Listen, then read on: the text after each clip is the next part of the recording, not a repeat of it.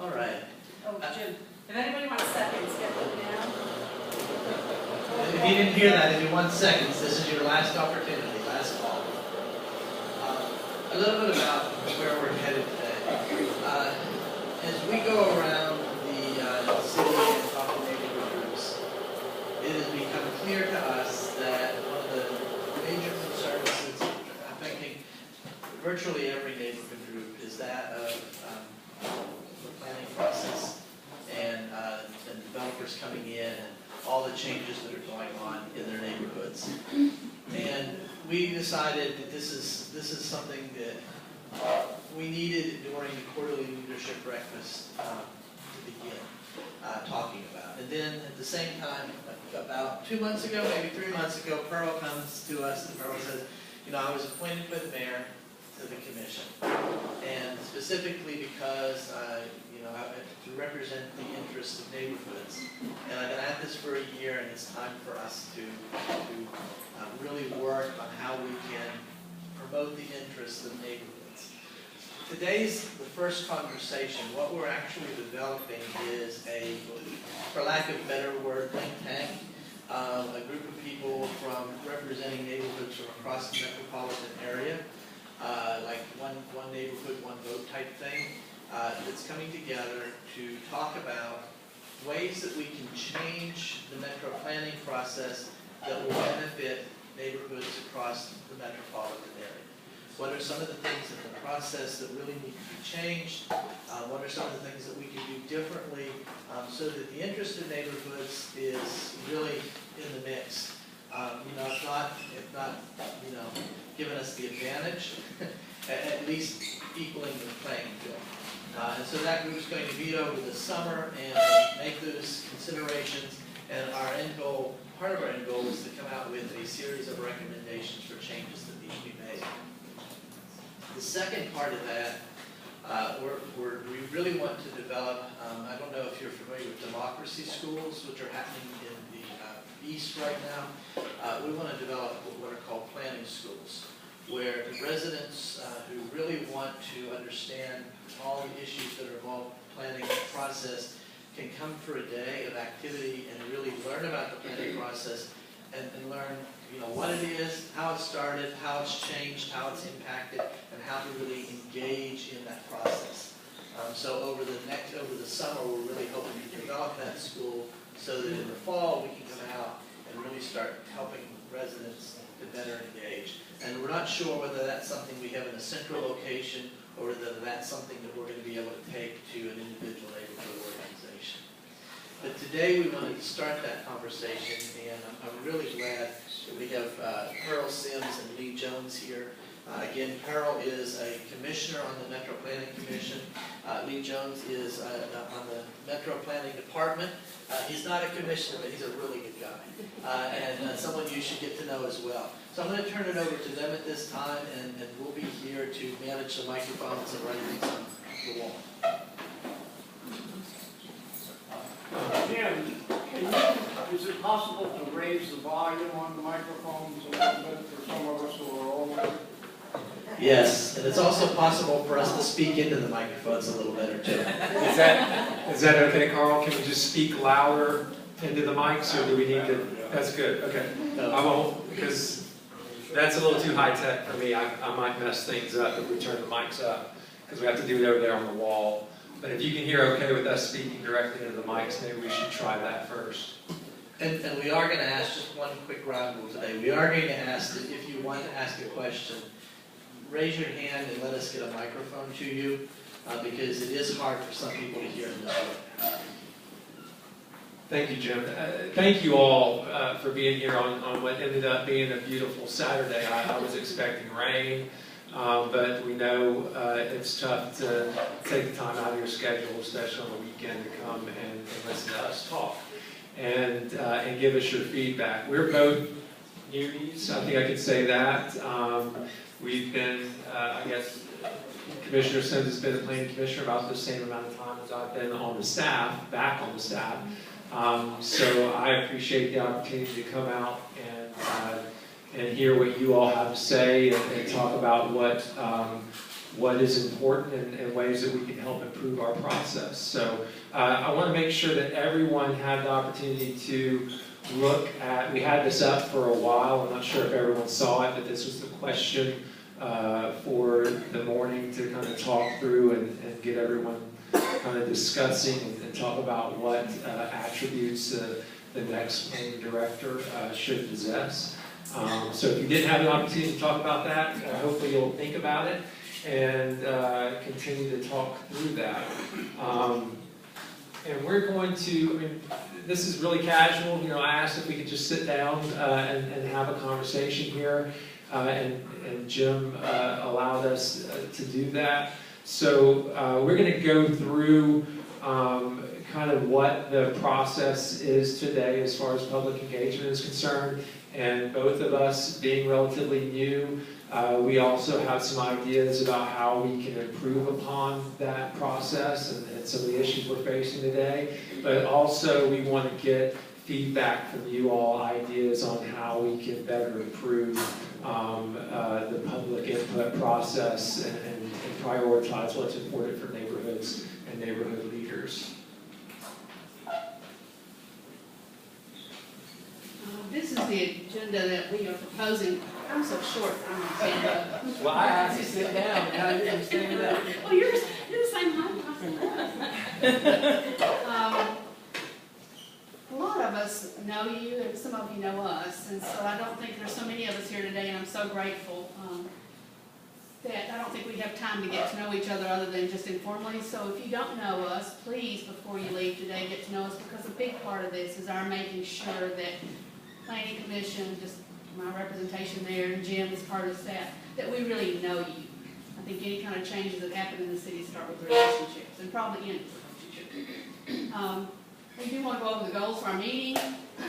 I want to talk just a few minutes about why we think this conversation really matters. We want to identify some opportunities that you have already had with planning. We know a lot of you have had bad experiences, but we'd like to also hear some of the good experiences so we can build on those. We have been researching some of the best practices that other cities are beginning to use and how to make neighborhood voices more amplified, how to bring the whole process of neighborhood engagement much stronger into our whole public policy arena. And toward that, we actually are trying to explore these three questions. How can we explore pathways whereby residents can work together with planning officials to find out and do what is best for the neighborhood? Jim mentioned a few of those that he's already begun to brainstorm. And then how do we amplify the voice? And we also are leaving lots of time for us to ask questions and listen. I think so often what happens in commissions and departments is we get so busy, and there's so many cases in front of us that we don't have time to listen the way we should. And so today I hope we have time to at least hear what's on your heart. Of all the things, I retired a couple of years ago as a professor at Vanderbilt, and of all the things that I could do with my time, and lots of opportunities I had, when I was asked to be on the Planning Commission, I started thinking, why would I do that? I'm just a glutton for punishment. But when I look back over my life, I realized that so much of my life story has to do with land. I was born in rural Tennessee, spent a lot of my time on farms, and I realized how important land is. I worked for a while as a grant coordinator for Metro Public Schools, and in that process I began to really realize how important schools and neighborhoods were to the well-being of our children. I worked to help do a capital campaign for the Salvation Army for a while, and realized there that how many people in our city are truly homeless, and the incredible impact that has on people's lives. From there, I worked for both Brevison and for Sale for a little while, and realized the incredible power in true public leadership, and what can happen when we have leaders that are filled with integrity. And then lastly, at Vanderbilt, I both studied and taught public policy, and realized that lots of time our public policy goes really askew. It has so many unintended consequences, but if we spend our time and are thoughtful together, we can make good public policy. So that's part of the reason I wanted to spend my time, whatever I have of energy left in my life, looking at the planning commission. I also really want to thank, if you would, this is being self-serving, but if you're from Edge Hill, raise your hand. Bunch of us. I want to thank the people in Edge Hill who have taught me how to love a neighborhood.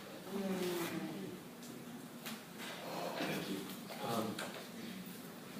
And that's me.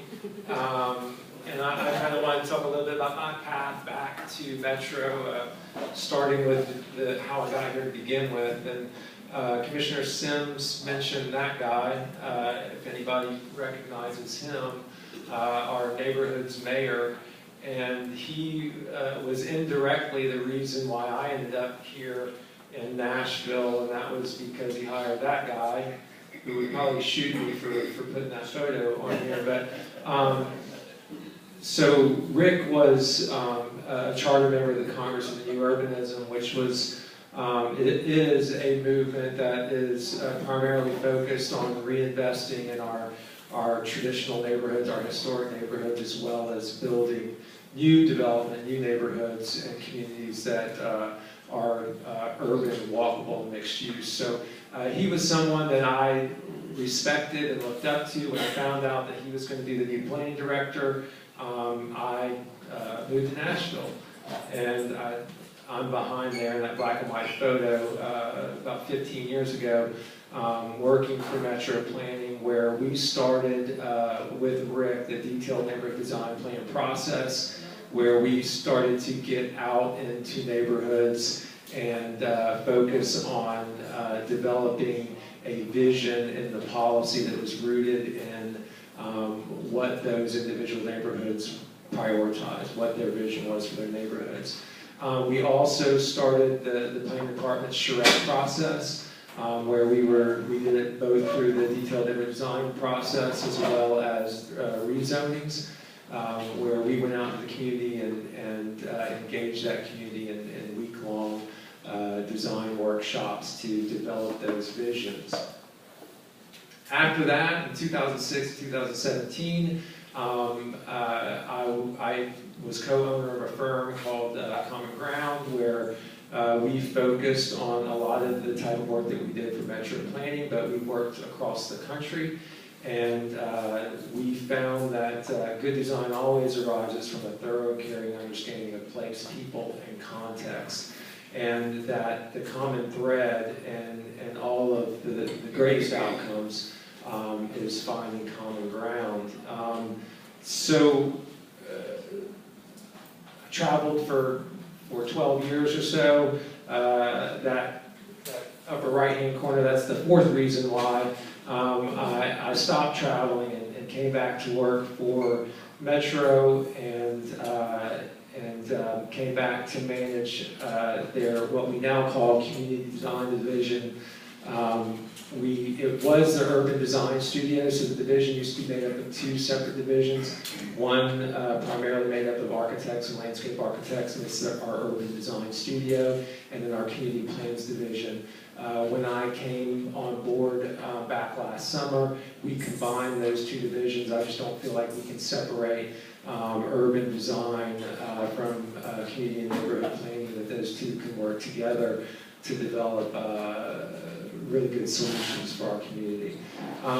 Our role is to implement the vision of Nashville Next, to maintain all of the 14 community plans. We also develop and implement form-based codes, downtown code. There are 22 urban design overlays that my group also manages and implements.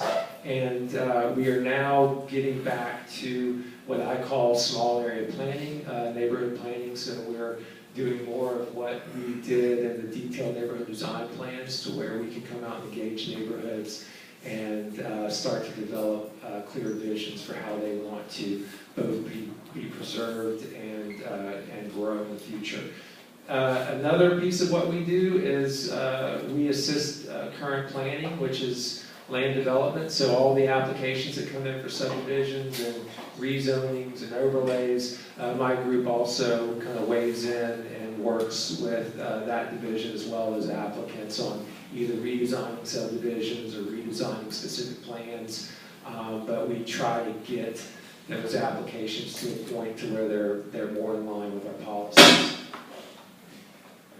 My goal, and this is something I thought through before coming back, was really to focus on the unique qualities of our physical environment. I think, and we can talk a good bit about Nashville next. I mean, it's been in place for a few years now, so we're all learning a lot from those policies. But building on our unique qualities is really important. Again, just being in the private sector and looking at kind of development that was taking place within Nashville, I was concerned about losing our unique character, and I'm really interested in making sure that we can focus on building on that character rather than doing away with it. And also creating up-to-date plans, not the plans from yesterday, but plans are built on engagement with the community that are up to date and viable today, and balancing preservation and redevelopment that enhances Nashville's uniqueness. So those are my goals as division manager.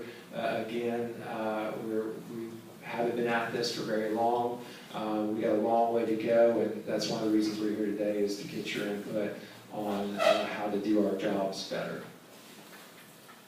We've already talked about this, but I want to touch just really quickly on Nashville Next. Because I know for those of us who've had to deal with Nashville Next, and a lot of you spent a lot of time helping to form Nashville Next. Nashville Next has really been, I think, a tool that has caused a lot of prosperity in our city. It also has had some terrible unintended consequences. Part of the reason I decided to choose to be on the Planning Commission was Edge Hill is one of those neighborhoods that had a terrible unintended consequences by the rezoning of our land.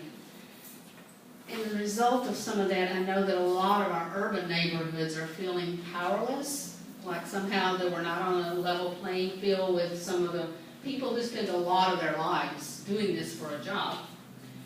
And so part of why we wanted to really, I just wanted to acknowledge that, because I think some of us spent hours and hours of Nashville Next only to come to decisions that in some ways are contrary to it, or in some ways are actually not adhering to it in a way that impacts neighborhoods. So we've got to have some discussions around that. I really do think, though, that we can't go any further in our discussions without kind of a level playing field on what we believe. And our country, I think, is, all of us are having to look at, where are we? What is it we are really about? What is it we believe? And I really think that the beauty of America when it functions well is that our democracy is not just some concept. It's a responsibility. And it is in some ways a dream. Many of our people who helped found the country said that they thought it would be impossible to keep. But the beauty of it is that every single level of government was intended to be built on a democratic platform. And democracy gets thrown around so much, and it's so much in the news right now, and so negative, that I thought we might ought to come back and really say, what is it we believe we're doing in neighborhoods? And for me, I think this is straight out of our Tennessee Constitution, that all power is inherent in the people, and all free governments are founded on their authority and instituted for their peace, safety, and happiness. For the advancement of those ends, they have at all times an inalienable right and indefeasible right to alter, reform, or abolish the government in such manner as they may think proper. So I'm here to start a revolution. That's my job we're talking about. But we really, in the whole planning process, the beauty of government, is intended to stand, this is the people, the top of the stool, really is the people.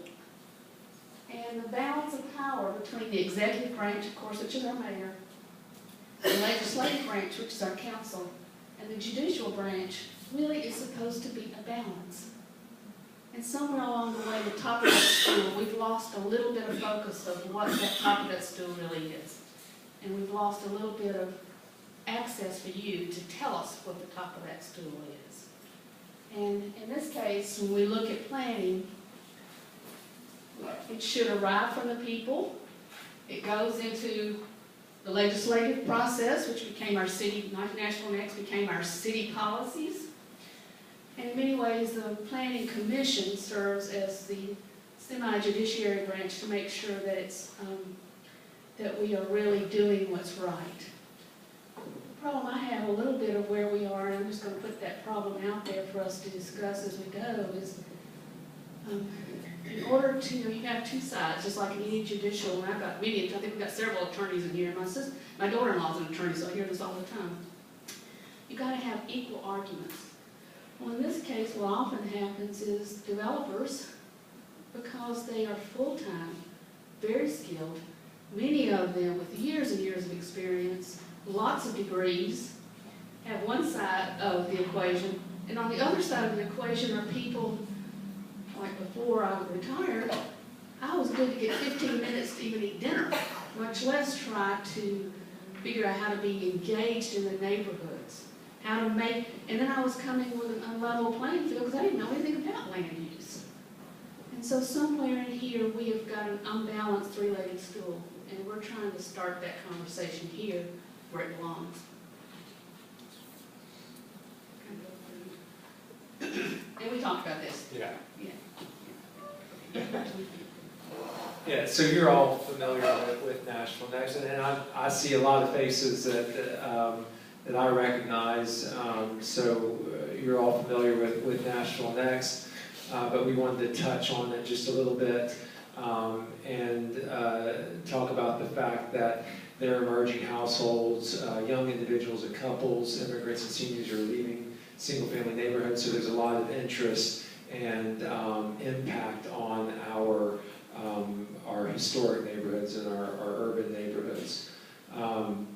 So, and I'm stealing your thunder a little bit here. I'll just read through these. So we really need to seriously engage neighborhoods. We need to make land use policies and decisions more public. This is important because the more community understands why and how decisions are made, the better future decisions will be. Neighborhoods are geographically distinct, and we need to encourage strengthening our neighborhoods. They provide a foundation for social interaction and a sense of community, and they're fundamental to our quality of life in Nashville. I mean that's all, even going back, it sounds like what Mayor Purcell may have said 20 years ago, and nothing has changed today. And I'm gonna get into a little bit on Nashville Next. I think this may be 101 for a lot of you. I think a lot of you folks could probably teach me more about Nashville Next than I could you at this point. But I'm gonna run through this quickly, and this is really, we're gonna focus on opportunities for public engagement as things stand today, both for plan amendments to Nashville Next, policy changes in Nashville Next, as well as rezonings. And it's gonna, for some of you, it might be a little bit like drinking from a fire hose. Others, I'm sure this is probably gonna be a little bit old hat for you. But so we're gonna talk about public engagement, the plan amendment process, the rezoning process, and then some of the changes that are underway from our work and trying to make these processes a little bit more open and public. And then we're going to talk about best practices and then open it up for discussion and hopefully get some great ideas from y'all. So Nashville Next has really 3 different components other than all of the different elements: housing, transportation. I won't go into those. I'm going to focus on land use policy primarily, which we have the growth and preservation concept map, all of the individual community plans, and then what's called the community character manual. And the real outcome of Nashville Next was the growth and preservation concept map from a long-term vision and land use vision for how the city should grow in the next 25 years. And we don't see this map too much. And at the planning department, we really kind of dive into the more detailed policy categories as opposed to the growth and preservation concept map. But this is the map that had, 18,000 people that kind of had their thumbprints on it, and it's the more detailed policies, which I'll get to in just a second, that a lot of them were translated from the adopted community plans from the 14 different communities. But most of Davidson County is made up of what is called the Green Network. About 50% of the county is 20% slopes and greater, floodplain, floodway, areas that the city, the community felt needed to be preserved. The next largest component, the land area, is made up of neighborhoods. So these neighborhoods in the more detailed policy have a lot of different categories, but the second largest makeup in Nashville, Davidson County is the neighborhood category. Then we have the 14 different community plans. So each community has its own community plan with detailed policies that are called community character policies. And each community plan refines design guidance through special policies and detailed design studies as well. So that one map with some of my staff refers to it as the 5-color map, there are only 5 colors on it, is then broken down into a lot of colors through the community character policies. And then if someone wants to change one of those colors on the map, there's a process for a plan amendment. So a property owner can request a plan amendment. So if you're a developer and you have an option on, or you own a piece of property and the policy does not support a rezoning for you to do what you want to do with that property, you can submit an application to change the policy. There are 2 types of plan amendment requests. One is a major plan amendment, one is a minor plan amendment. My staff makes a recommendation to the planning director, and he determines what is major and what is minor. The main difference is the notification boundary. So for a minor plan amendment, and that's typically a minor plan amendment is going to a land use policy that's lesser in intensity or uses. Rather than if there's a residential piece of property that's policy for residential and a property owner wants to take it to something commercial or higher intensity residential, then that would be a major plan amendment. For a major plan amendment, it's more expensive for an applicant, and it also requires a larger notification area. So the way the process works, and you can see this is about what the meetings look like. There's a guy standing up at the front of the room, and usually a developer that wants to change a policy to something that will allow that form of development, those land uses. And predominantly they're commercial policy changes. So it's someone along a corridor, adjacent to a corridor, that wants to change a residential policy to something that allows commercial. And whether it's major or minor, the typical process is that applicant makes an application with the planning department. We determine the boundary. We work with that applicant to set up a community meeting. All of the property owners within that boundary area are identified. A community meeting is set, and it is held, and that applicant actually, yes, ma'am, you have a question?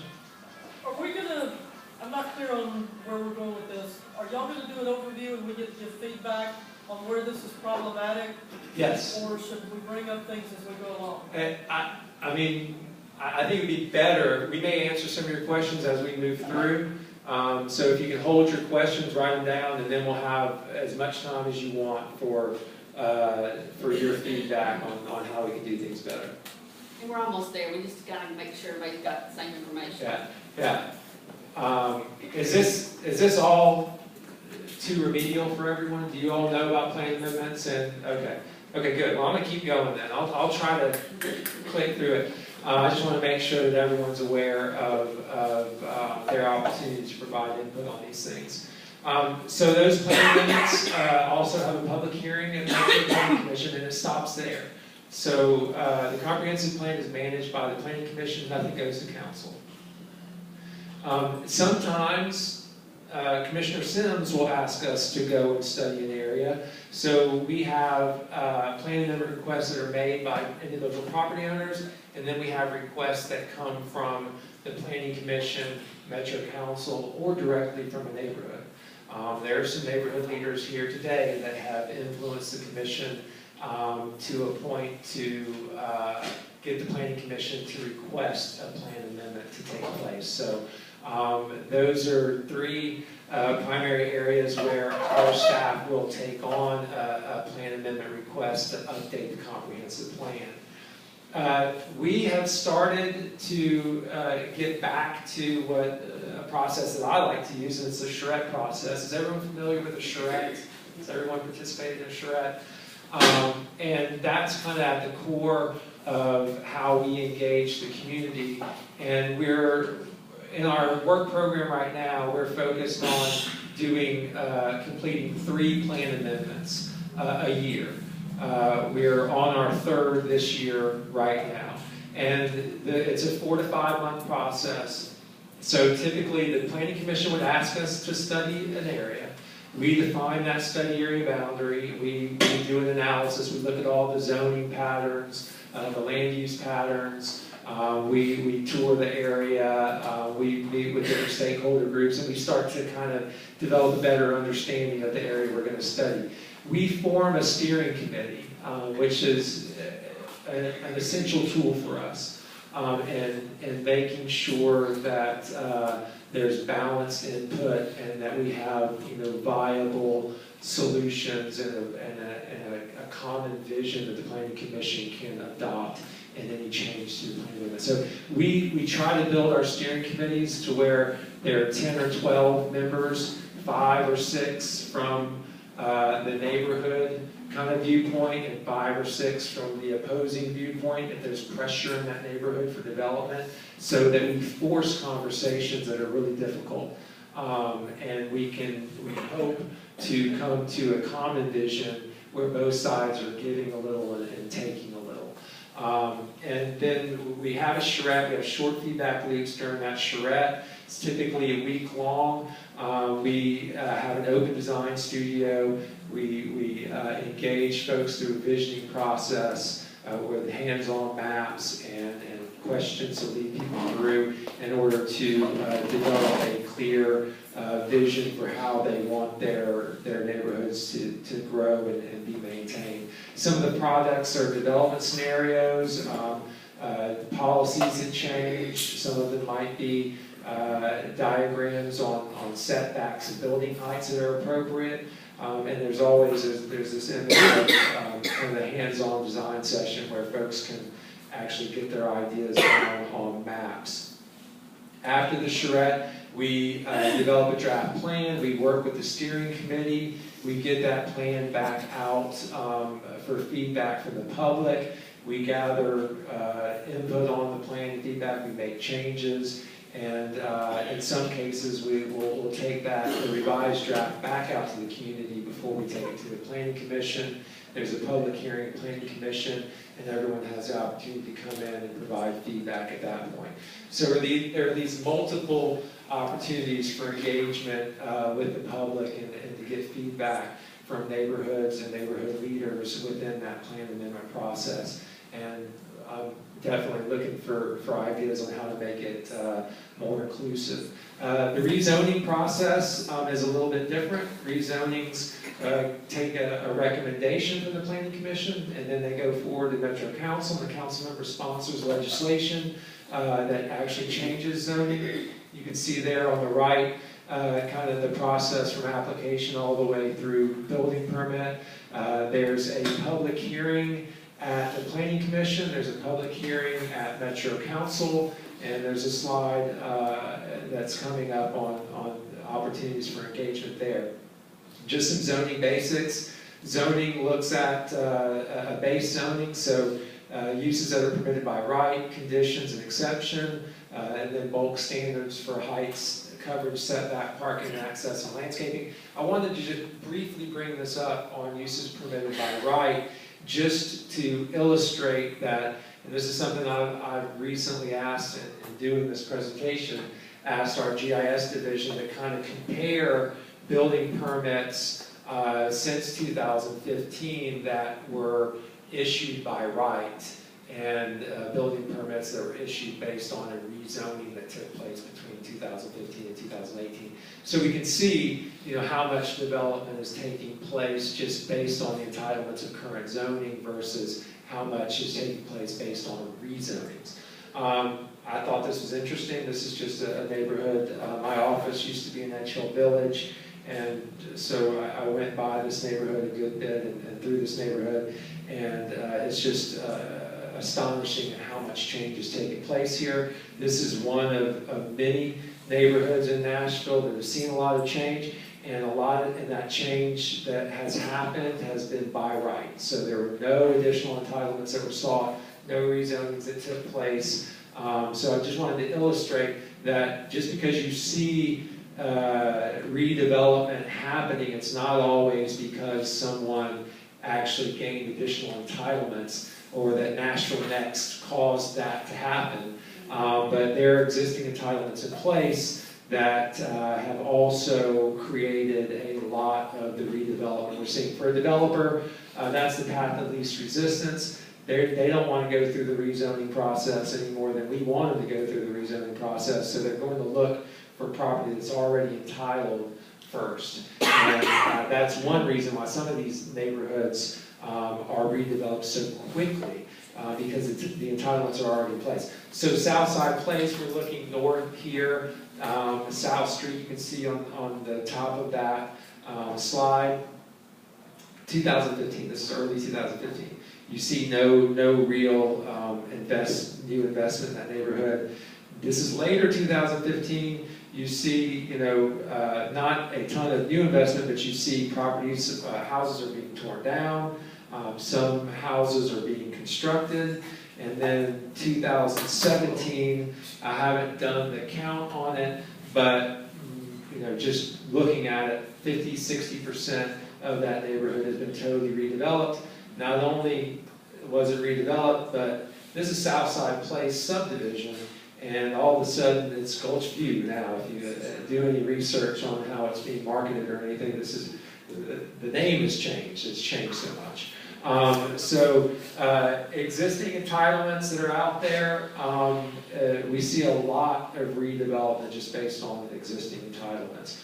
But if a property owner or a developer needs to rezone property, there are some opportunities for being engaged in that process. There are also some tools that you all as neighborhood leaders, if you're not aware of, you need to be aware of, so that you can keep track of any of these requests within your neighborhood.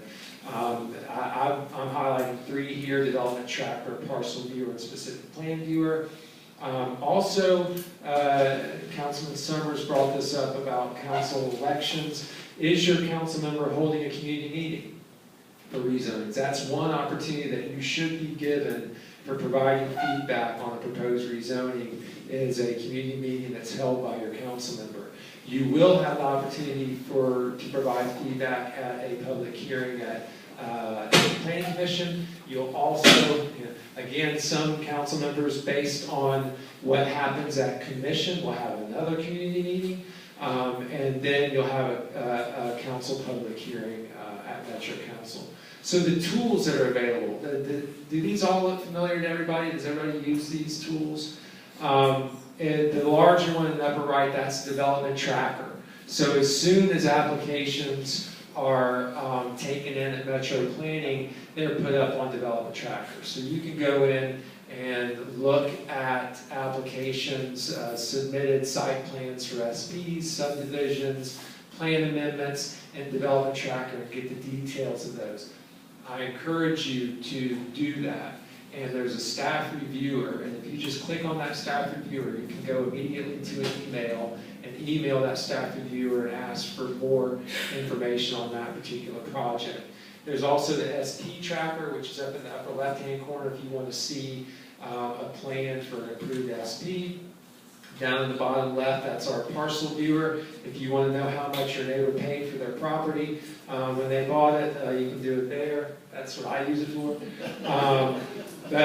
So parcel viewer is great. There's a ton of information there. I encourage you to get on that. You can learn a ton about properties.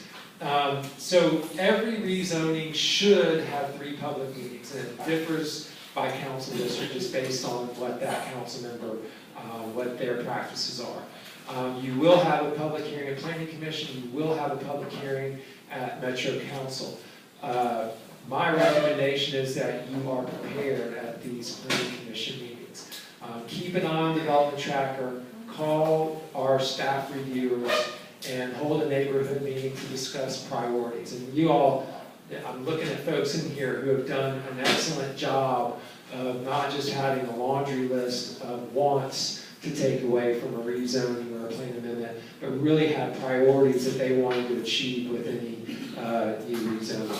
Yes. So one thing you've glossed over a little bit is specific plan zoning. And what that appears to me is basically an end run around the entire process that you have just described.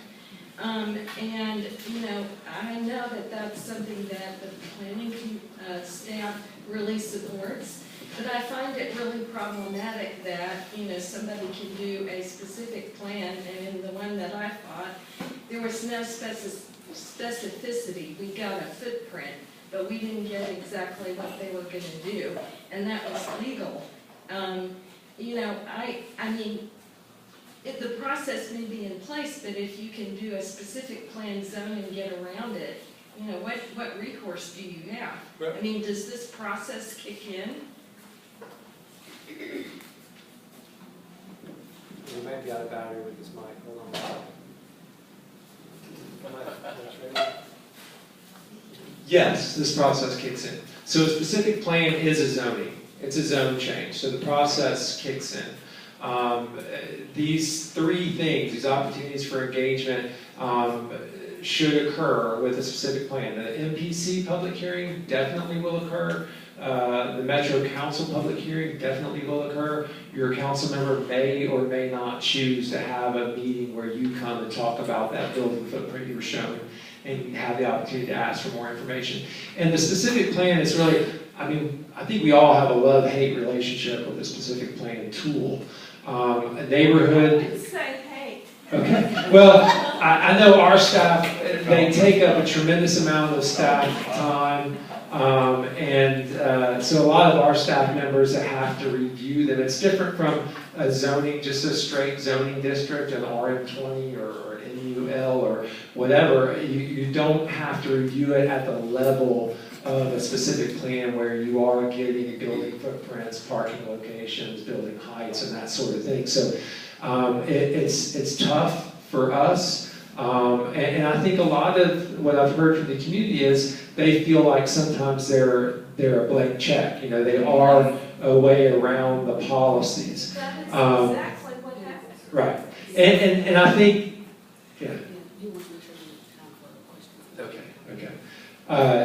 We can talk more about specific plans. I think they have a lot of pros and cons, and we can talk through that a little bit later. I'm going to move through here, but it's a zoning, so they have to rezone the property to that zoning just like they would any other zoning district. Okay, we'll just move on. And I'm going to hand it over to Commissioner Sims here for this part. We really are here to listen, but we felt like there's some, you know, you've got everybody in here from experts on planning to people that are going, what's planning? So we needed to level the playing field just a little. Yes. One of the problems is, we don't get to that first public hearing at the Planning Commission. We have 10 days notice to organize the neighbor or to do something to get ready for that plan. And we have a longer notice period. Let me, if we can, help us to organize our thinking, because I know when only the year I've been here, I have been filled with issues. And so part of this is how do we break this down into something that's actionable for us? So let me get to the first question. Where's the next questions right here? Let me ask you this first. Have any of you had good experiences with this public hearing stuff? Anybody? Oh, thank you. You want me to tell you about it? Yeah, please. Yeah. I mean, there have been times where I feel like I've been heard and have had, members of the Planning Commission actually consider the points that were raised. Most importantly, at a recent public hearing about the development at 1225 Steinbach, which is where they were trying to put a 4-on-1 that had been approved a couple of years ago, and then they want to make them now all short-term rentals, non-owner occupied, as a permitted use through an SP. And in speaking at the public hearing, I did share my views as to the fact that, again, we're a city in a housing crisis, and that we're talking about how we need housing, and now all of a sudden we're going to convert these into commercial, unmonitored, self-service mini hotels. And a member of the planning staff actually repeated back, the Planning Commission repeated back those things, so I understood that she had actually heard. It was great. It was like a mirroring moment, and I appreciated that. So one is those places where you think you're heard. Better. So there's actually been times where I didn't think I was heard, and there's actually been times where I felt like I was heard. On the times where I felt like I was heard, I actually also attended that meeting, and just so you know, planning staff attended the community meeting and then changed their recommendation based off the community feedback. So I thought that was really important. So now the recommendation was one thing before the community meeting, and then after the community meeting, if you go look at their recommendation now, it's different. So I appreciate that, and I actually also recently went through the Charette process, and I live in Highland Heights, which is a neighborhood in East Nashville, and I've lived there my entire life, so I've watched it change a bunch. And I will say that I felt like planning staff was really listening to my neighbors' concerns. And the map and their draft proposal, even though I'm not completely happy with it, it reflects what the community said. And I think that that's really important because I watched planning staff really get worked by developers, and developers hurling insults at my neighbors, and it was really kind of at times an ugly process. And so to feel like people who don't have a lot of money or who just own their one house actually had an impact on that was actually rewarding. What she's talking about is East Nashville's going through so many changes that this was one time when we did, as a commission, ask for a neighborhood plan to be really looked at. And if you do not have a community plan, a specific community plan, that's where you need to start. I know Winnie just went through one y'all did a yeoman's work. Where's Winnie with it? A yeoman's work on getting the whole tree. Now the idea is how in the world do you get to keep what's there? But you got a great community plan, and this was a result of these three people right here actually asking for a specific a community plan. So if you don't have that, that's one good idea to start with. How many of you have specific community plans? Do you know? Yeah, I'm sorry. If you don't, that's where we start. I know I've been fighting for one for HL for 3 years, and I think they're going to get it. So earlier you asked what we wanted in a new planning director, and I would say that a reasonable balance, someone who reasonably balances the needs of the community and the developers. I live in Cane Ridge. It's very rural. My perception and that of most of my neighbors is that the whole process is very, very tilted in favor of developers. And I'll give you some specific reasons I believe that. Number one is that the meeting times that you guys do are generally while people are at work and they cannot come. Number two is that the signs are placed alongside the road where that unless you stop in front of the target address in traffic and get rear-ended to look at that sign, you can't see it. And so there's really not anything to see. I agree with that because I actually go out and look at the properties that are coming up. And can't find them. Signs are in the weeds. Number three is that you're doing this notice of 1,300 and 600 feet, and what we keep running into out there is that one developer has bought this property, and then they get the one beside it and the one beside it, and they end up not notifying any of the neighbors. And even if they were notifying a couple of neighbors, The neighborhood is grossly impacted by this development, and it ends up being a divide and conquer thing. They only let a few people know. The others don't even know that it's going on, and the next thing we know, there's another 600 homes coming in, another 200 homes coming in, and we are absolutely being eaten up. And let me make sure we caught that, because I do think the idea of notification isn't really working. I know it's not. It does not work, and as Carl said, the timeliness of it does not work either. And here's what happened to us in a recent meeting. They came out there there were 4 attorneys, and they had 6 other people. They had about 10, 12 people there representing the developer, one of whom previously worked for zoning. And they came there under the pretense that we want to show you a development we want to put in on Pettus Road, and we'd like you to tell us what you don't like about it. And we went through 50 minutes of this before we finally got them to admit that what they were trying to do was change the zoning from AR2, which would have only allowed 30-something houses, to SP11, that would equal 192 houses, which would abut one that is already slated for about 600 houses, which is across the street and just down a little bit from another one that's got 700 and some odd houses. And I pulled up the development tracker you're talking about. It's not an accurate reflection of what's actually going on. If you were to actually do that in a way that outlined the boundaries of developments that are going in, we are getting eaten alive. And whether we're talking about the HOAs out there or those of us who don't live in an HOA, we all feel like we don't have a voice.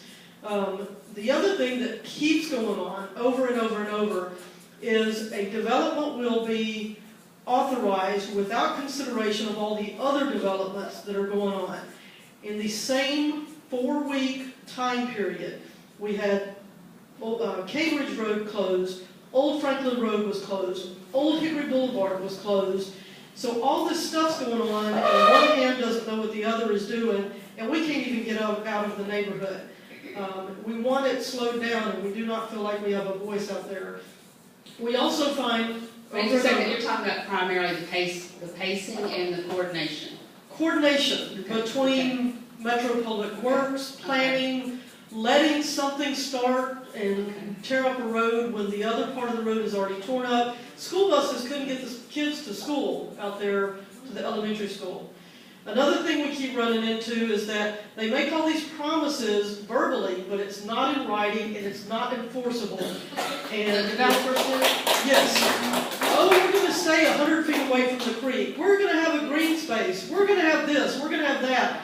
And you look at the development at Old Franklin Road where IKEA is going in, and it is 10 feet from the creek.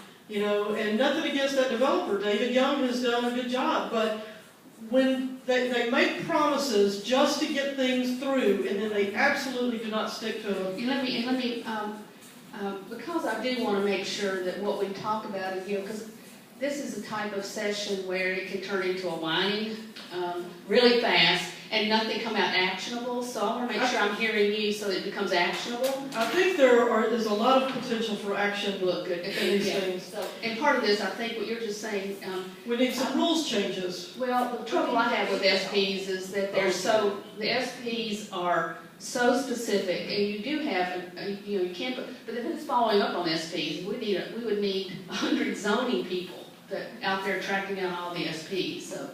And my final thing is the time till development. This happened both in John's development and across the street from Cambridge Community Club, where they got something authorized like 15 plus years ago, and now they're enforcing that to develop something today when everything around it has changed. And those authorizations ought to only be good for 24 months, 36 months, but not for 15 years. They shouldn't be able to change something today and then enforce that in 20 years when it's no longer good for the neighborhood.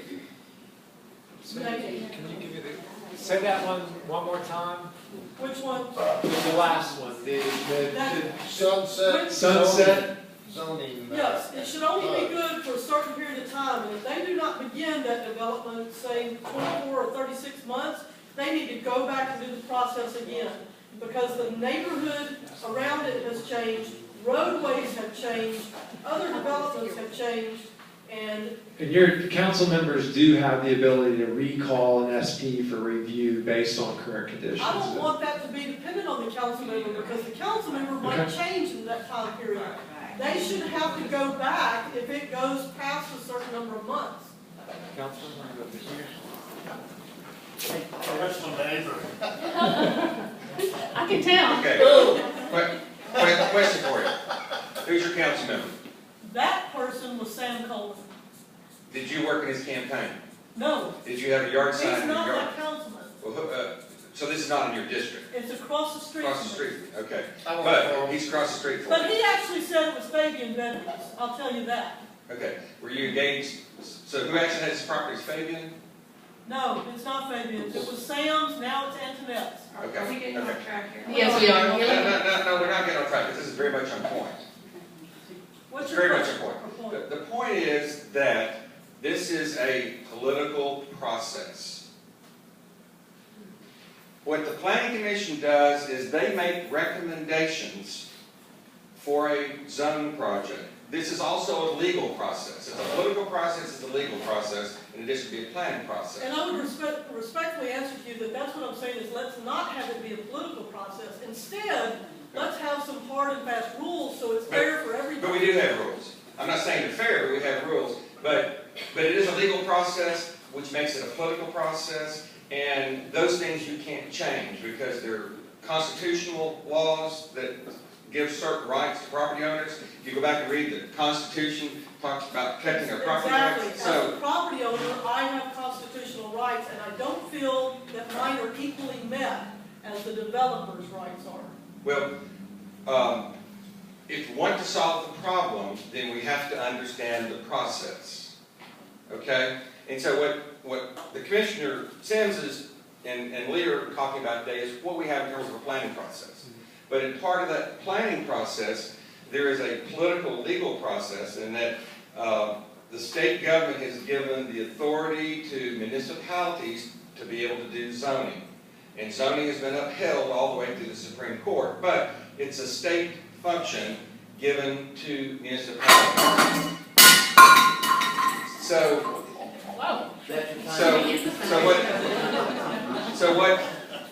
what they're dealing with is the process from a planning standpoint, which is important, and everybody here needs to be engaged in it. And I've got comments about Nashville next week making it, but what you have to understand, what we all have to understand is that there's a certain amount of political control in the zoning process that the council member has. And I can say that having been a council member and having been on the Planning Commission, having been a neighborhood activist since '82 when I moved into East Nashville.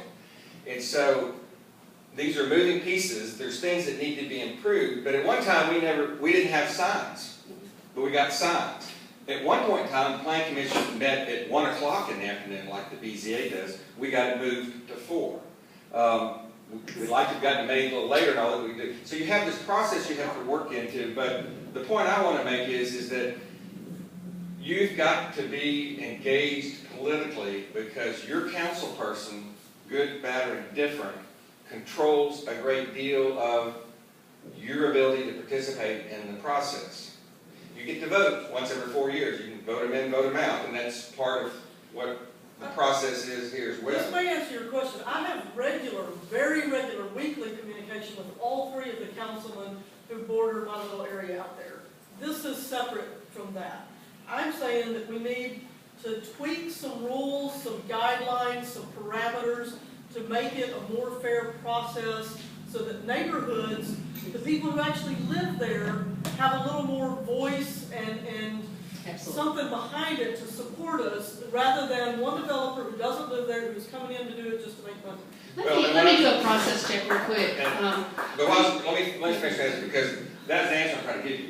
If you are engaged at the level that we all should be engaged with, and Grace is leaving, but there's several of us here from Kathleen Murphy's district, you know, She does a lot of what I did when I was in council, because I was active in my neighborhood associations, came out of neighborhood associations.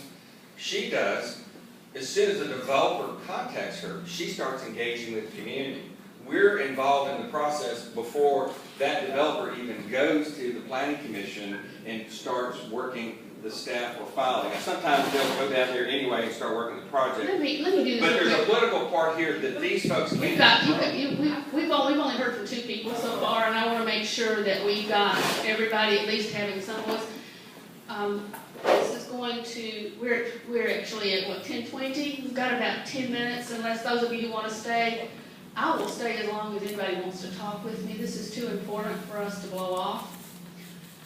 At the same time, I want to honor our commitment to be out of here at 10:30. So I want to make sure that we hear, is there anybody have something other than what's already been up here?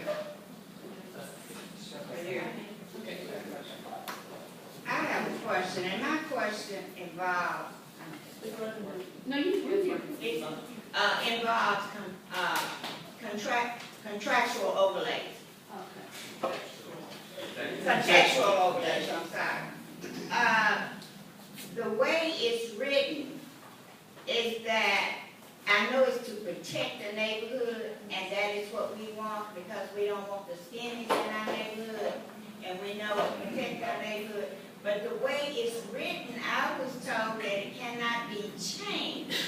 Now, if it says that you can only have a setback, that you can have a setback of, I'm gonna say 50 feet, and your yard is already 100-foot setback, why can't you make little changes according to what your neighborhood actually is? That's a great question, and the contextual overlay was developed because conservation overlays, historic conservation overlays, were not palatable for a lot of communities. They couldn't get the signatures and the support in order to do them. So it is kind of rigid, and it's in the zoning ordinance, and there are set standards, and you use your context to figure out what those setbacks and building heights and everything are. But it would take either a text amendment to the zoning ordinance to change those rules, or you could do an ST. I mean, I know how we all feel about STs, but you could. There are other zoning tools that you can use other than the contextual overlay to be more specific to the character of your neighborhood if the contextual overlay does not work. But it was developed as a tool that could be applied in multiple neighborhoods in multiple contexts. Hello, I'm Sonia Link with the Germantown neighborhood. I've used all of the tools that you've listed up there, and they could be made much more user-friendly. The development tracker, it does not contain the details that's needed. A lot of times I have to end up calling the planning department, and they say, well, it's not loaded, it may take a week or two to get loaded. Well, you don't have a week or two when you're dealing with these developers. So they could definitely be improved. Thank you. The specific plan, I agree, we have to have more detail in those specific plans. How can the neighborhood say they're for development or not without any details? Yeah, I understand that it may have to increase the employee count at planning. Let the neighborhood do some of it. If you give me something that has the details and the developer's not meeting those, I will be sure and contact you. So instead of increasing the metro head count, the community is willing to do that. Not all communities are. We're grateful for you. Mm-hmm. Another thing is the by right. You know, if you're not having to do the rezoning, the neighborhood still needs more input into things that are being built by right, as far as the quality of construction. A lot of these things that are zoned for this, and then we're never brought into the picture as far as our input, and it's just junk that's being built. Unless your neighborhood though has some type of overlay, it's not legal for us. Well, I think the purpose of this is to come up with ideas of how we can improve the process. And I think some of that is how does a neighborhood come together to agree on what kind of, Yeah, what's in character. right, exactly. And, you know, it may have to go into the permit process, not just the planning process, but the neighborhood needs to know about the permit process. And before a permit is issued, then we need to ensure that some of this stuff is going to be standing in 20 years and not falling apart. Let me forward real quickly, because I'm going to lose some people, to show you 3 ideas that other cities have done that hasn't been touched on. Right now, we're getting into the real real details of things we can change, which is exactly what we need to do. I don't think that Lee and I were prepared quite to have this much interest or this many concerns, so we probably need a day workshop or something. This is kind of, but let me, if we can get to the other project, there you go, yeah. What's beginning to happen in other cities that are, I mean, all the cities that are growing are having the same concern, is citizens groups that are specifically trained in planning tools are beginning to be put together. For example, in Brookline, Massachusetts, and in, if we get to the other one real quickly. These are some of these. There are several cities that are beginning to do what's, I think, what Jim's calling democracy schools, or kind of the Chamber of Commerce kind of idea. But every neighborhood picks out 1 or 2 people who will become kind of planning experts for their neighborhood. And they are put through, in this case, in Santa Cruz, California, it was a year-long project. They met once a month for several hours to begin to make sure that people within the neighborhood actually had real understanding of what's going on. The other thing that's beginning to happen in this is, I just want to add to that. I talked to Jim earlier, and one of our staff members, Anna Grider, this lady here, used to work for the city of Tulsa. They had a planning academy, and they developed a handbook that they would, neighborhood leaders would go through the academy in order to learn more about planning. So she developed a handbook for Tulsa. She's a resource that we have available, and you can get her contact info from me. But it's something that we would love to get into practice if anyone is interested. yeah. And please realize that this is the first conversation, not the last. And so I know there's many, many people who want to say a lot of stuff. And this guy's been trying, what's your name? I think he's been trying to get one. You already said what you said.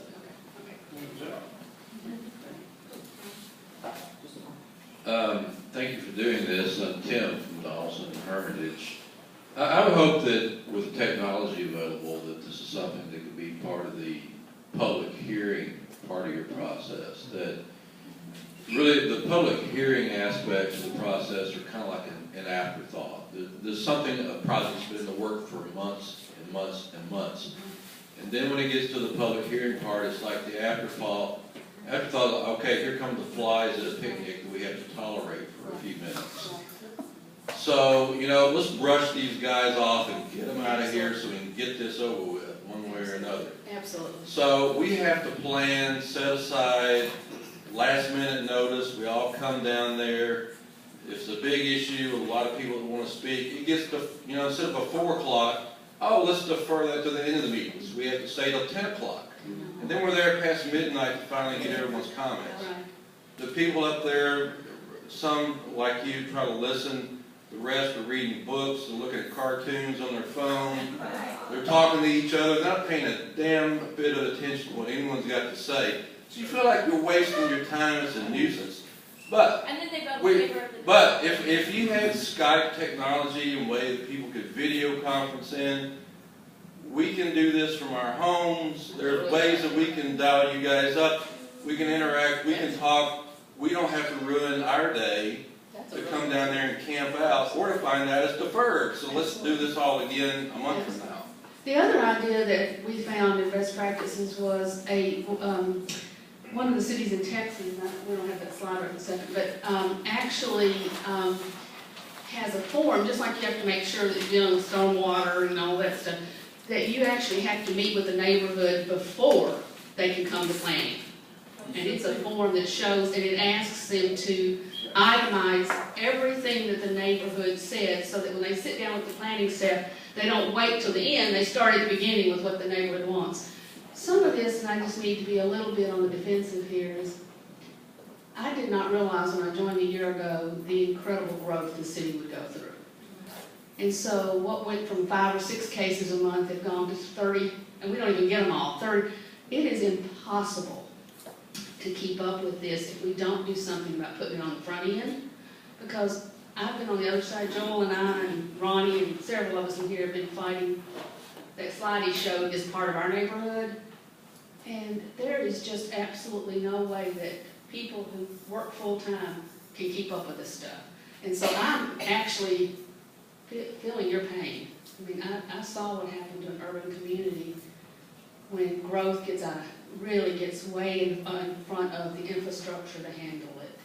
The other reason I want to be defensive a little bit, though, is I did a study just to see what the staffing pattern should look like in other cities comparable. We are about 25% off staffing patterns.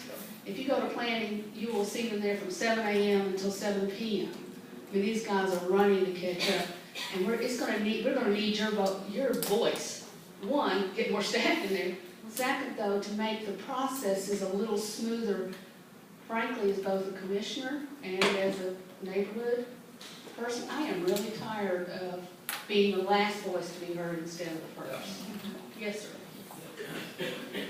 Yeah, hi, my name is Frank. I live in the East Hill neighborhood in East Nashville, and I can say that I participated in a couple of attempts to stop high-density developments from going into, narrow residential streets that dead end, say, like things that would seem patently like a bad idea. They get pretty far in the development process before the neighborhood organizations become aware of it and start trying to contest it or get stopped. And it seems pretty consistent that like when the tension starts to happen, all of a sudden the developers find religion, and these become affordable housing projects. Affordable housing is a very, very serious issue in the city. It's critical that we address it. And as soon as this like slick back hair guy from Hendersonville who lives way outside the neighborhood starts to get a little bit of pushback about the 200 units he wants to put at the end of a dead-end street, it becomes an affordable housing project. And he doesn't have to offer any detail about like what affordable means, how many units, any of that sort of stuff. And these are, of course, all for units that have not been designed, built, listed, but they'll be affordable. So how can, and then that changes the whole conversation. I mean, and then it looks like you're a bunch of like bougie gentrifiers that are trying to displace, low-income people from your neighborhood, and you're a monster. So, like, how do you, like, assure there's any, like, integrity or veracity to this when all of a sudden at a planning commission meeting or all of a sudden in a metro council meeting, they announce that this is now an affordable housing project? Like, how do you hold that to account? How do you verify? I think we had a slide up before the computer died. Earlier, if you saw the community benefits agreement slide. We don't have the ability at planning now, in particular, since the state legislature kind of took our ability. We had an inclusionary zoning piece of our zoning ordinance that would require properties that were upzoned to have a certain percentage of affordable housing. That was ruled unconstitutional. So we're not able to prescribe any amount of affordable housing in upzonings anymore. So they've taken that ability from at least metro planning and metro government from being able to require any percentage and at what level, whether it's workforce or 80% or 60% out of that process.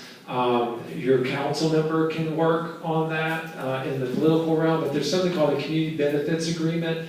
That's the best tool that I know of that's been used successfully to get. Respectfully, sir, my question is different. It's not how can you mandate there being X amount of affordable housing in the unit. How do you call BS on a developer that says? Require a community benefits agreement.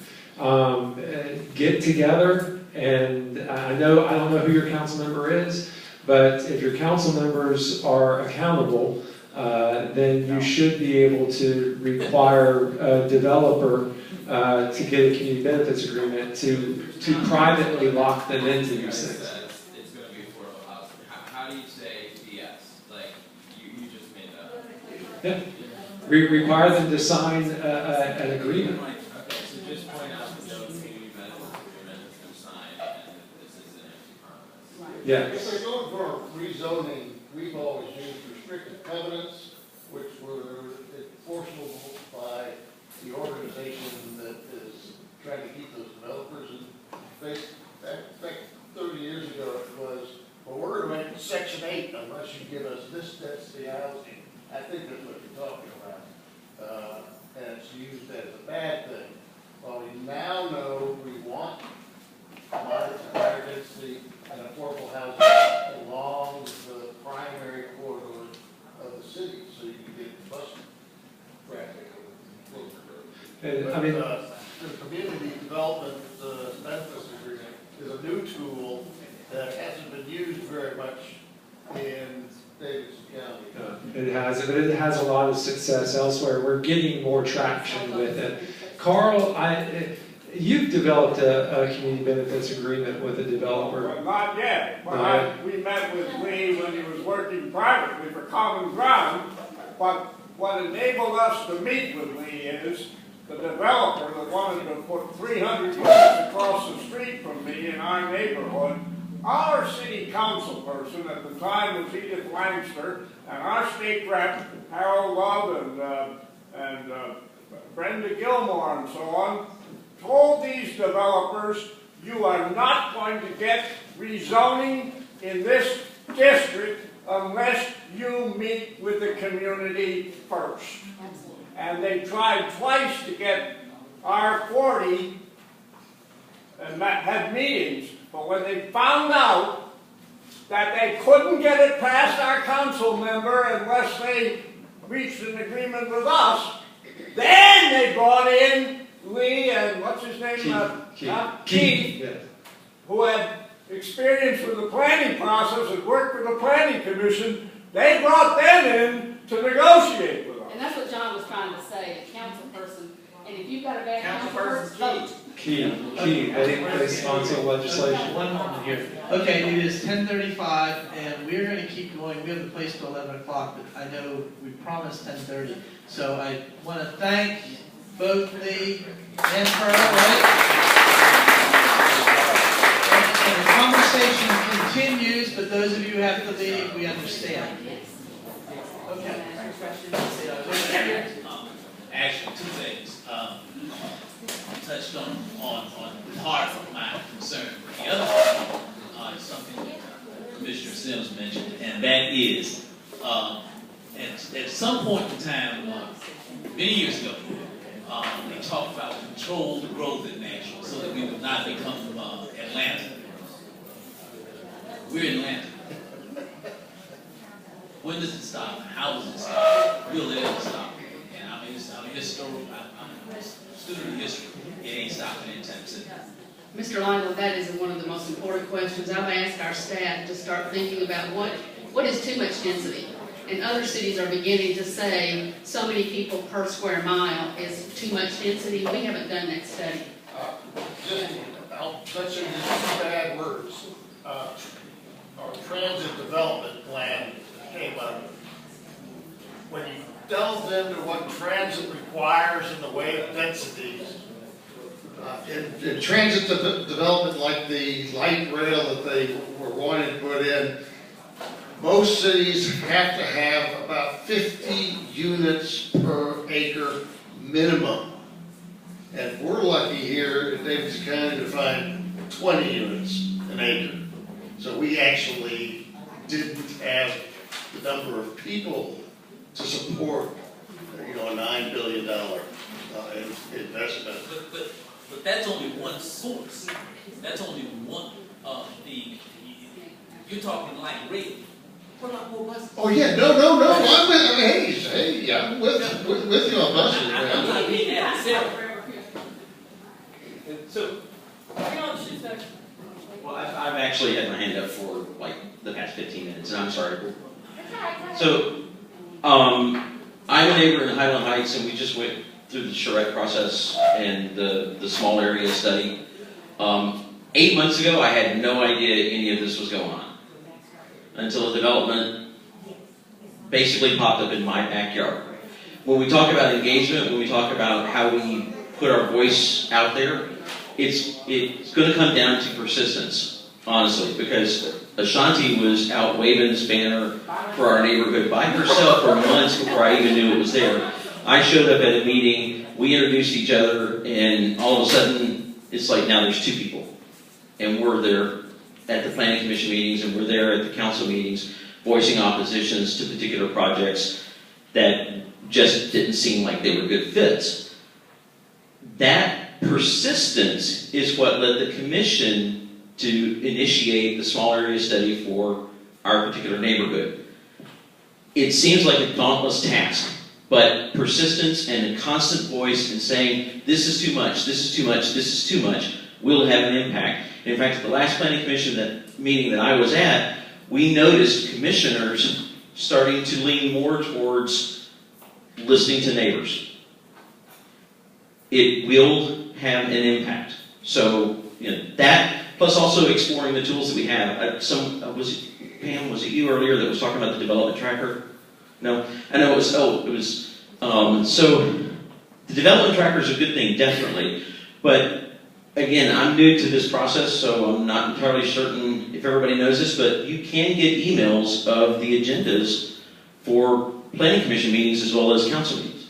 Did everybody know that? I didn't. But I mean, that's another tool that we can encourage other neighbors to sign up for these emails, see what's coming up. Now, recommendations. Lee, get your pen ready. Okay. So one recommendation I would have is by district, when there are new zoning applications that are put into play, I think a weekly email that summarizes, hey, this has just been submitted. And if we volunteer for that email, is it out there? 2 neighborhood organizations? Or To individuals or neighborhood organizations, whichever one. That'd be sending it to all of Nashville, I think that's what works best, so we could figure out. Well, by district would probably be better. I mean, I don't necessarily need to know about what's going on in District 19, no offense, but in District 5, I definitely would. And some councilmen actually do that, and I know the coalition for a while did that, with every summary of everything that was coming. Unfortunately, no offense intended to anybody in this room that might be on the council, but we can't rely on our council members. I can't rely on mine. Another idea would be to, when we send in letters and or emails to planning, either voicing opposition or support, it would be nice in the review process when you guys are actually looking at a particular project that there's a summary of that. I have, the Planning Commission has received 19 letters of support, 1 letter of opposition, and that should be weighed in to the decision process. Absolutely. Would be nice if council also did that too. And then also, just as a personal note back from the Charette process that we just went through, the visioning event that we had at the very start, I was completely novice. I had no idea what was going on. So, Lee, if maybe there could be a little handbook of what to expect at visioning, because I was one voice at a table, Lee was with me, that was resident. The rest of the people at the table were development, and they dove on that map like chicken on feet. I mean, it was incredible. So, and one last thing, Mr. Carl, I thought I was passionate. Brother, I love your passion. You know how to talk loud. That's a beautiful thing. I love it. I love it. Thank you, Gordon. Hi, Pam Miller with River Glen. We're a subdivision out in Donaldson. We flooded in 2010. One thing that you haven't addressed, there's never going to be redevelopment in our subdivision because we're set up as a horizontal property regime, and it's just not, we're never going to have the tall skinnies. But in 1988, our subdivision was started as affordable housing. We were the first subdivision in Tennessee that was affordable housing, and because of past poor planning of the way this subdivision was set up, you've screwed us. And there's no system where you guys help us correct things. Things like what? Well, for example, there's a detention pond agreement. The detention pond agreement, we have a detention system in our subdivision. We are the last defense for flooding. We take in water from Upper Pennington Bend, 2 other subdivisions. We filter it for the city before it goes into the river. And during the 2010 flood, all of these ponds and deep ditches that we had filled up with water. If we did not hold that water, the flooding in Pennington Bend would have been significantly worse. That system was damaged in 2010 during the flood, and the city is making us pay for the repair, which is $200,000. I have homeowners, our houses are 1,200 or less square feet. I have single families, single parents, just individuals, people on fixed income. We were built as affordable housing. We're still a place very close to downtown Nashville where you can buy a house for under $200,000.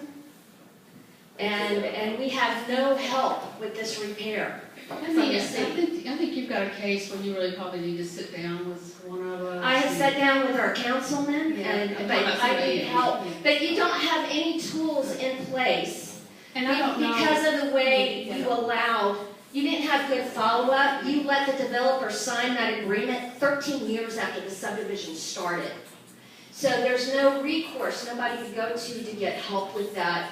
So you've made really bad planning decisions, but you don't have anywhere to go, any department to go to where you can help a subdivision untangle those poor. That's a great suggestion too. We need almost a court of appeals or something. Yeah, that's a.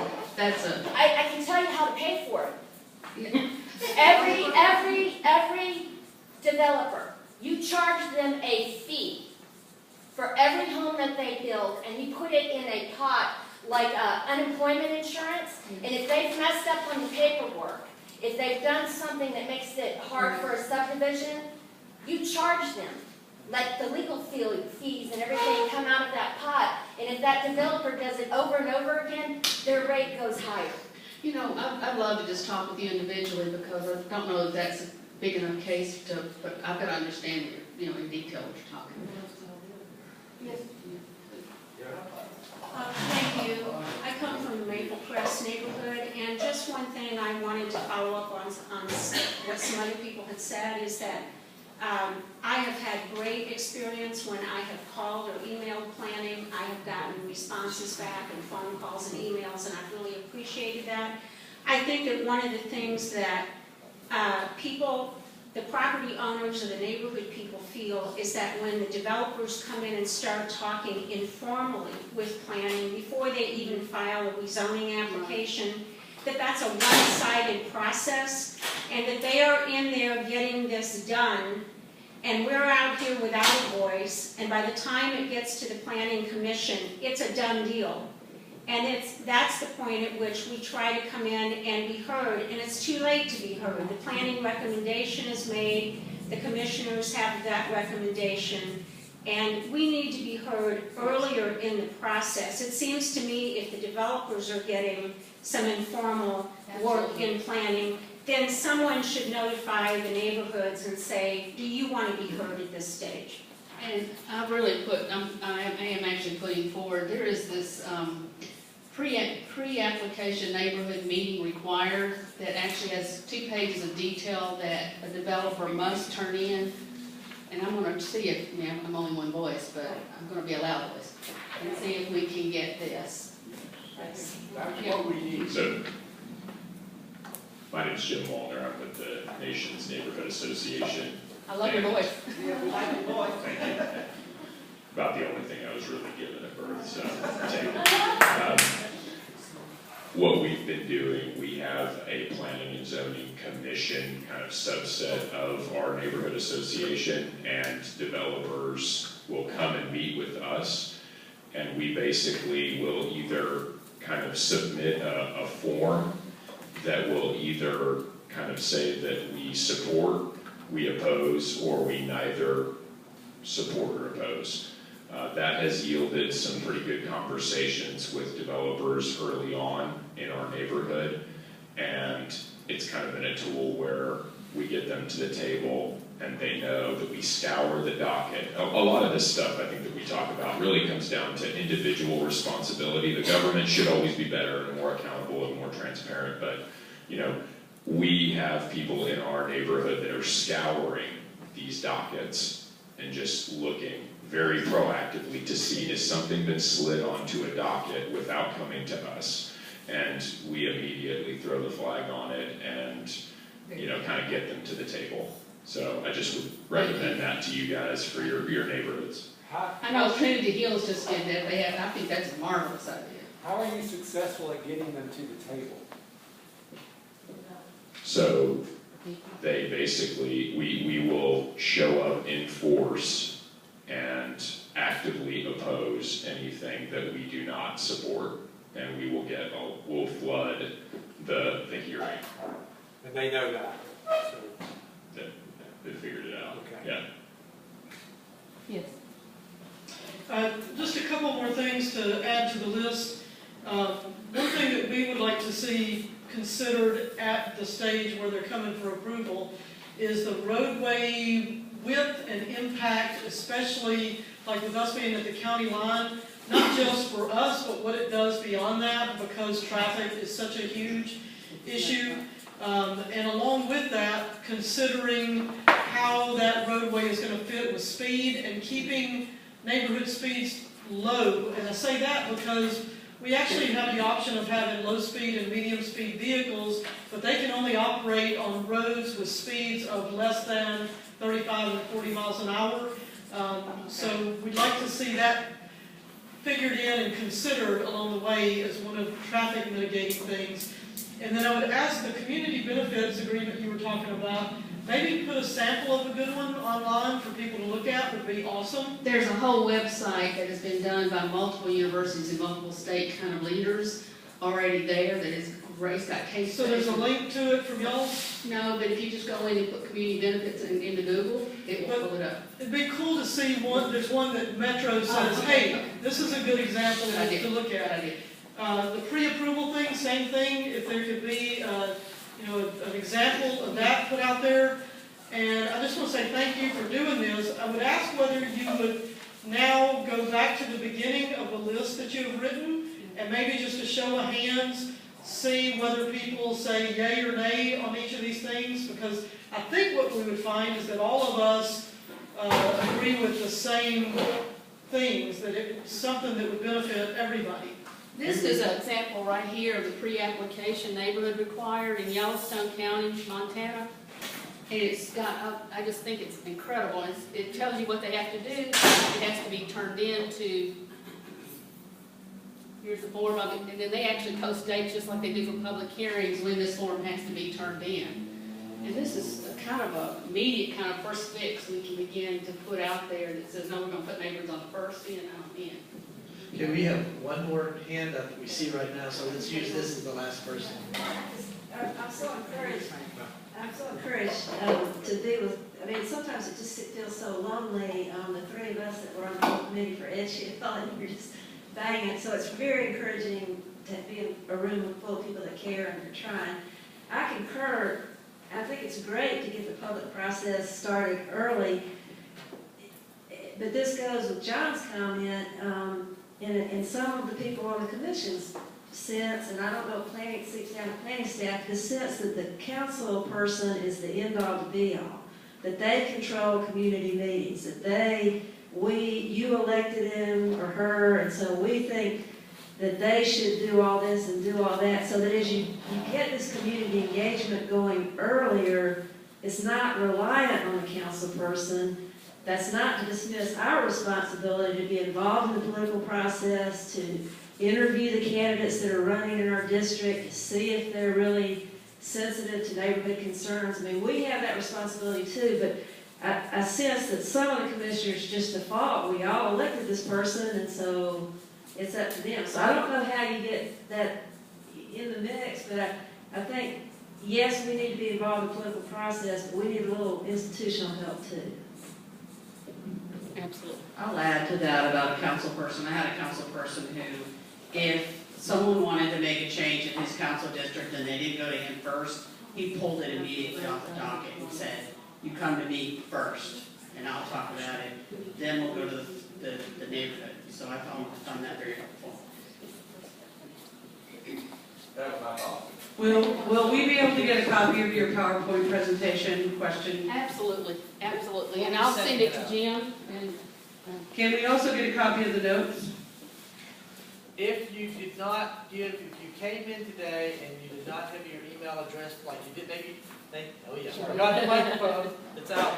Is it out? Yeah, it's out. So if you came in today and you didn't register through the traditional way, you just came in maybe, or maybe a friend registered you, and there's one and brought some people. If you would please make sure that Wasey, raise your hand, Wasey, get your email address and name, we will make sure that this gets out to you. One more comment. Will you send out a summary? Yeah. One more comment. That's our goal. And I want to thank you on behalf of Jim and me that we need you. This city is, I mean, we're at a place where we've got to have a voice. No, thank you. Well, thank you. So- Thank you. Thank you. One more comment. Well, I was just going to say, if you guys can email everybody, just as a whole that had signed up for this, I can reply all with the form that we are using for that kind of we support or we oppose development to go to the planning or BZA so that you guys can use it. And obviously would love to maybe get something like this set up to talk about what you guys are doing that we might be able to take to our neighborhood as well. So some kind of crowdsourcing of good ideas for neighborhood stuff. This is, and I want to thank Jim because I can't tell you how busy this planning staff is, but that he would be willing to spend Saturday morning with us. The other thing I would say is this is the beginning of a conversation, I'm sorry, Lee. This is the beginning of a conversation, not the end, so I think we've got to be next, and I know we're working with NRC to do this, is to figure out something like an academy or something like resident neighborhood experts in each group, something that would allow us to make planning much more neighborhood friendly. And I know they're going to go over the list here in a minute just to recap, but process from here, what we're doing is we're recruiting right now members for a think tank, and the think tank is going to come up with recommended changes that we feel would be that most neighborhoods would agree upon. We're hoping to have that done and available for the August quarterly meeting so that we can represent that to this group and get feedback. So that's one thing, and then the school is the second thing. So that's where we're moving. If you feel, we're trying to limit it to one representative per neighborhood. So if you want your neighborhood represented on this, make sure you see myself or today Trish. Trish is playing Valerie's role while she's on vacation. But see one of us and we'll get you on that team. Okay, so just we'll run through these, just a show of hands. New director needs to be balanced. We got one comment on the new director. Needs to be a planner. Pardon? Needs to be a planner, Amen. not a lawyer. And we've done that. Everybody. And that's coming from a lawyer, so. That's right. That means, I think all the mics still working. Meeting times for planning commission need to be more accessible, not during work hours. Public hearing sign locations are bad, they get covered by weeds. And size. Yes. And the size of the And there's signs. standards that signs, that there are actually standards out there that says how big your letters have to be for being on a 30-mile-an-hour road. Right. You'd be amazed what they are. Yeah. And I would add to that too, that the flyers that we get on zoning changes, often you have no idea what they're talking about. We got one about, something about the sky plane, I have no idea what that is. So everybody's gonna have to call and find out. Yes. Is there some way you can clarify and make sure they're accurate as well? Yeah. Sometimes they say it's a rezoning and it's not. You know, I think I would appreciate that because sometimes I get them and I don't know what it's Right, like. right. Yeah, and there are all sorts of, we may refer to something as rezoning, like if it's an amendment, a text amendment to the zoning ordinance on the sky exposure plane, it is technically a rezoning. So we may call it that even though it's not rezoning someone's property, but we do need to work on making things more clear. There's not enough notification. and it's not done in a timely manner. We need to get notices out there earlier in the process. So specifically to a wider area, not just 1,300 feet. 1,300 feet may not notify anybody in a rural area, is what I meant by that. That's right. And we were working with council before all this crazy mayoral thing happened to create a matrix. Like if you've got R4, AR2A land, It's a ratio. and they want to go to RS15, you've got to go 1,500 feet or 2,000 feet. Right. Or if it goes to industrial, it's a mile. Yeah. I'd like to talk more about that. That's interesting. Do you still have the matrix? I may still have beginnings of it, yes. Okay, sounds We good. have that issue on West Kennedy Lane. All the land is owned by the developers and there's, when they do a sale out, it's to 30 people. Next to each other. Yeah. Okay. The development tracker is not accurate, so it needs to be maintained a little bit better. Needs to be up to date, too. Yeah. Up to There's stuff date. still on there that's already been decided. It actually could maybe work off of property maps where that it's another layer, you can add a property map of developments under consideration or something, and make it more accurate, you'd actually see how much is going on.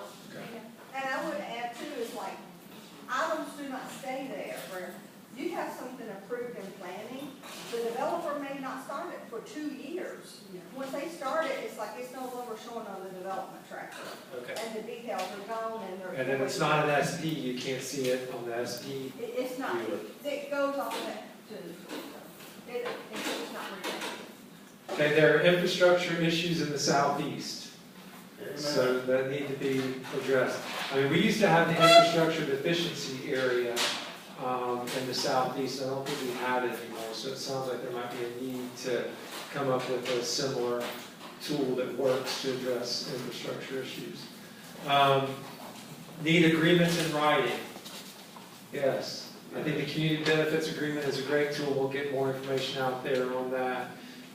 Need more tracking and follow up on approved SPs. So if they haven't been developed over a certain amount of time, you need to be able to track them, make sure they're being approved or they're being built as they're approved. Is that correct? Permits are only good for a certain amount of time, so why can't these things be only for a certain amount of time before they have to be resubmitted? Right. Need a sunset on SPs. Yes. Online tools could be more user-friendly.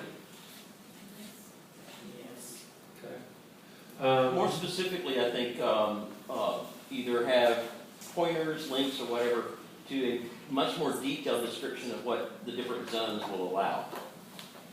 Like going from an RS5 to RS6A. Specifically, what will an RS6A allow or permit in that new zoning, so we can compare what one moving from one to the next. It's like the information you get in staff report. You don't want to wait on the staff report. Yeah, just, I mean, just generic, but I mean, much more detailed information than what's there now is from one zone to the next. staff report on the web, on the framework that explains all that is easily, I mean, I would know how to get it.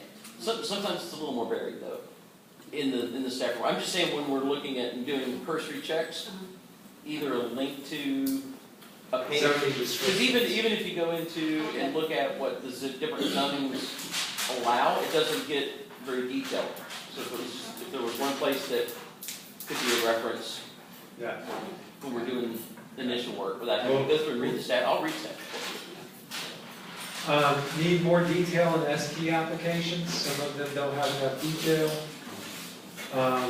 Need more input on, this is a tough one, I think.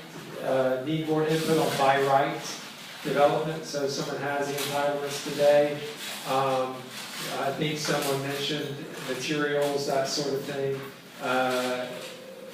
That's a tough one. That's beyond what planning can do. I mean, you're getting into overlays or building code issues, things like that. But if you expanded the area they had to notify and you required the community meeting ahead of time, some of those things would almost be self-resolving because they would have to communicate before it gets too far.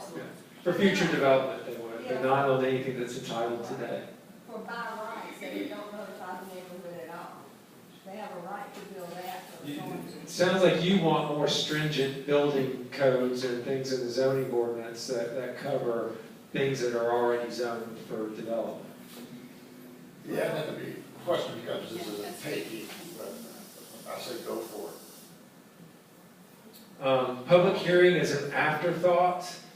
Typically, the decision, there's a gentleman who thought that the decision had already been made, then you come to the public hearing and you're wasting your time. There might be a way to use technology to not waste your time so much, actually just dial in on Skype rather than showing up for the meeting. That'd be interesting. Option, yeah?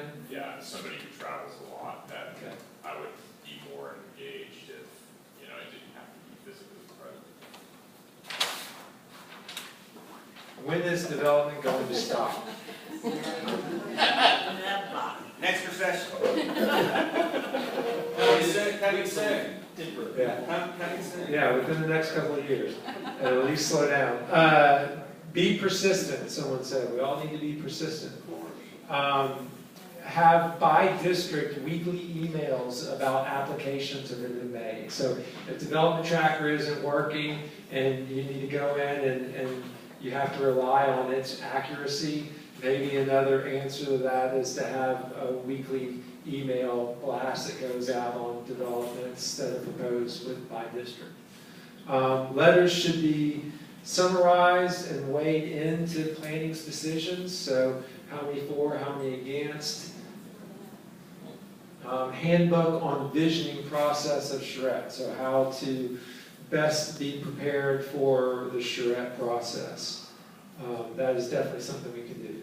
Can I comment on that? Mhm. Just because I know I've already discussed this with you, but kind of as a subset of that is, you know, land policy versus and the charrette, I think it would be better if we had more clarity about what we're getting ourselves into as far as allowable zoning.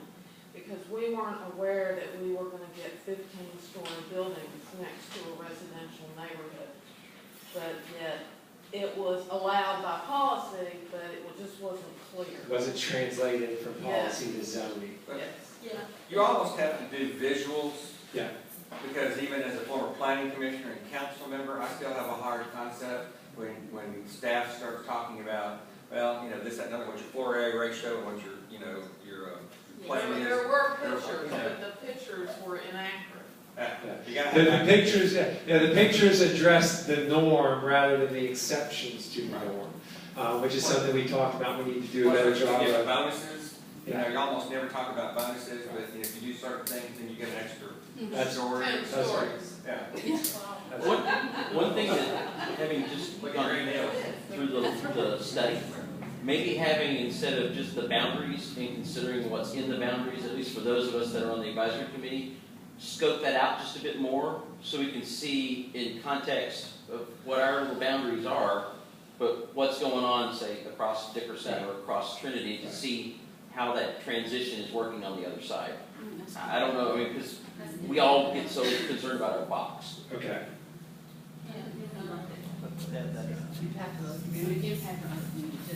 He's asking for the context. Yeah, surrounding context for neighborhood planning. And I don't know if this comes under that, but sometimes, well, this comes under unintended consequences, at least for the neighborhood, other than historic Edgefield. And we're close to a development corridor. And so they put up a 3-story office building. I think they got permission for an extra story, which sounded fine. They had lots of parking. But we didn't know the occupancy is going to be for 500 people. And if you rent an office there, you pay $100 a month to park. So they said, well, if you don't want to pay that, you can park on my street. Yeah. So that's an unintended consequence, and nobody could have anticipated that adding that little extra size to the building was going to have that much of an impact on the neighborhood. Absolutely. And then it's up to the neighborhood to solve the problem, and the councilman says, well, you live in an urban neighborhood, suck it up. Well, and we had, living close to Vanderbilt, they went up about $300 on parking. They said, if you don't like it, park in the neighborhood. And we're like, Sure, thanks. right. Yeah. There are no tools in place to hold developers accountable. You have to appeal to the Court of Appeals.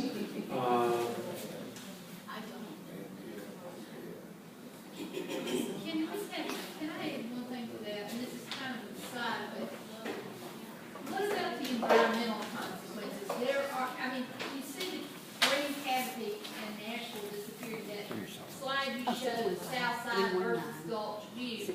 The green space has disappeared. And a lot of that can be preserved, and I know there's some rules about replace trees, but it's not happening, or they're not really doing it. And there needs to be some accountability for developers to do that. I'd like to add to that, it's not because they're not replacing them, they often replace them with invasives like the Bradford pears, and they completely remove all the native stuff. We've got trees in our area, we've got some oaks that are 17 and a half feet around. And their answer is to completely remove them and replace them with a little 2-inch around tree that is an invasive species. So there's a tree council or something now? Tree task force. I think they need to have some teeth in this. Well, again, if they're asking for an SP zone, that's where if we have details about SP, we would say, how big a tree are you going to put here, and how many trees? All of that detail is missing. Yeah, I like to require that they leave some native strips. Leave green spaces, like truly leave them, not recreate them, leave them.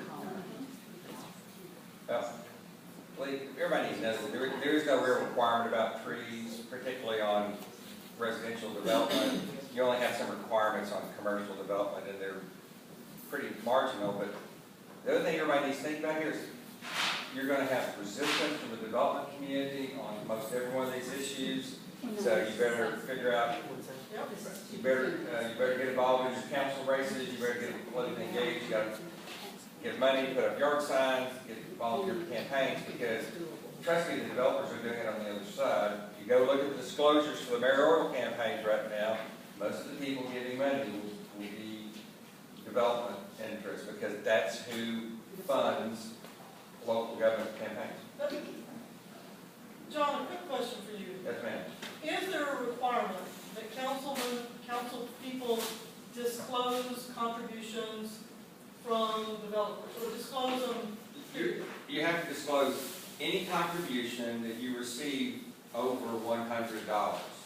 You're supposed to list them by name, by business activity. If you know it, you have to make a good faith effort, and you have to list them out. So you have to put who gave you money, what they do, and how much it is when they gave it to you. But the problem is that, the average people, us in here, don't have the tendency to give to campaigns. It's again, go look at, there's an article in the paper, how much Briley's raised, how much Swain's raised, a couple of candidates. You're going to see the money is overwhelmingly from development interests, real estate folks, because they know it's their business, and they're in the business of doing this, and they're in the business of coming to work with the planning commission. So, Pearl can tell you that she hears from all the developers. It's us folks who have to take time off work because we do something else. Okay, we need everybody's help. We're about ready to be thrown out of here. So we want to get through this list. And if we can just get through the list with some quick votes. Yeah. And this is a repeat of one that's already been mentioned. It's already a done deal by the time it gets to NPC. Need more information on street widths and roadway network details. Put a sample benefits agreement online. We'll work on that. Get community engagement going earlier. Don't leave it up to the council member. And the new preservation of trees / green space needs to be a priority. All of you. Thank you all. Thanks, everybody. Everybody, have a good day. Have a good rest of the day.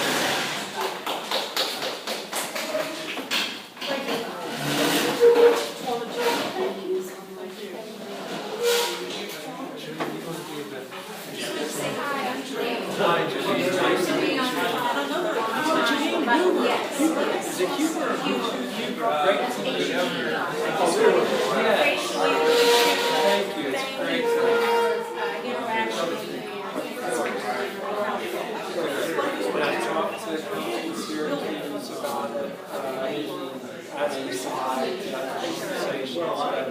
He thinks there may be something there, as far as the geotechnical issues. So I think he's kind of his antenna up about it.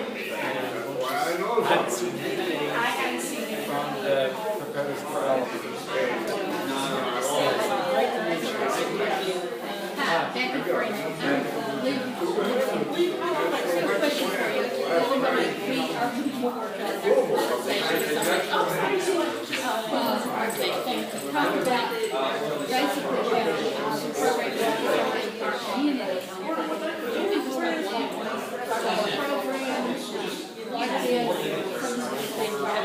Yeah, there's a mentor in the staff.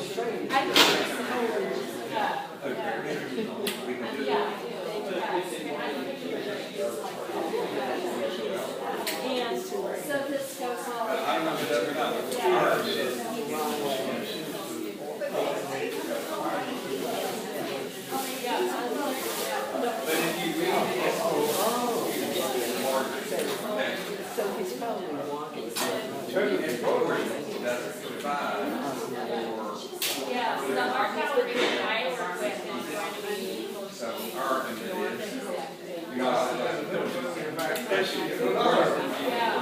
The thing is, you can know